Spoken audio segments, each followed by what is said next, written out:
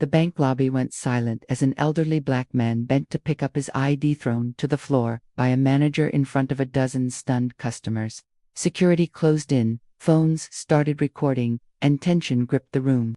Next to him stood his soon a calm, poised man whose name would soon shake headlines, but no one knew yet who he was, or what he was about to do. This isn't just a story about a bank visit gone wrong. It's about what happens when power meets quiet dignity. Welcome, story lovers. From where are you watching? Comment the name of your city. Marcus Caldwell wasn't just any man walking into a bank. He was the son of a janitor who had become the CEO of a global tech firm.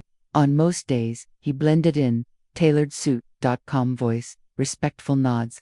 But today, he wasn't here for business. He was here for his father. Mr. Caldwell Sr., now retired, had misplaced a small pension check, and Marcus insisted on helping him sort it out personally. It was just a routine visit to their local branch in Houston, the same one his father had used for 30 years. The tellers knew him. The manager did too.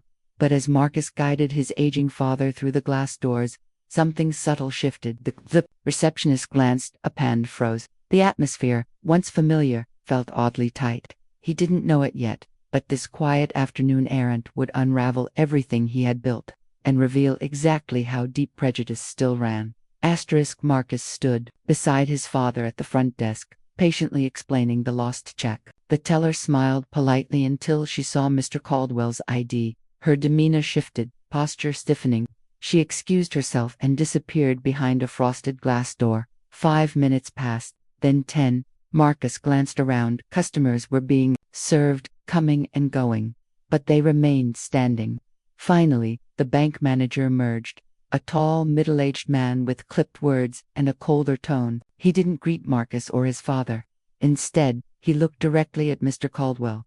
"This ID doesn't match our system," he said flatly. Marcus calmly offered additional documentation: utility bills, previous statements, even a business card with his own corporate credentials. But the manager barely looked. With a dismissive flick, he tossed the elderly man's ID onto the floor. Time stopped. Marcus's jaw clenched as his father slowly knelt to retrieve it, hands shaking, pride bruised. The act wasn't just rude, it was calculated.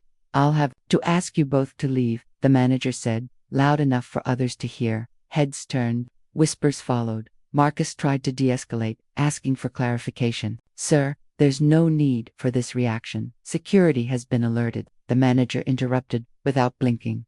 Marcus could feel the ties on him, suspicion thick in the air. Not because of anything he'd done, but because of who they were. And the worst part, his father didn't look angry, just defeated. Marcus knew then, this wasn't about policy. It was personal, and it wasn't over. Marcus didn't raise his voice. He didn't threaten. He simply pulled out his phone, tapped record, and asked the manager to explain on camera why an 80-year-old man was being denied service. The response: instant fury. The manager lunged forward, slapped the phone from his hand, and shouted, "Get out, now!" Security stormed in. One grabbed Marcus's arm, the other blocked his father's path. People froze. Someone whispered, "Is that the guy from the tech company?" Phones came out. Cameras rolled. Then came the line that changed everything. "I don't care who you rue, people always cause problems." Silence. Every word echoed like a slap. Marcus locked eyes with the manager, voice shaking. "You just lost more than you know." Dear audience, if you're enjoying the story, don't forget to give it a like, it really helps. Marcus walked out that day with his father, but not in silence. The video went viral within hours. Headlines followed. The bank issued a public apology, but it was too late. Marcus terminated a $5 billion partnership they had pending with his firm and principal. The manager was dismissed, but the deeper wound remained. For Marcus, success didn't shield him. His father's decades of loyalty meant nothing in the face of prejudice. This wasn't just about one bank, one man, one insult. It was about a system that questions black dignity in moments of simplicity.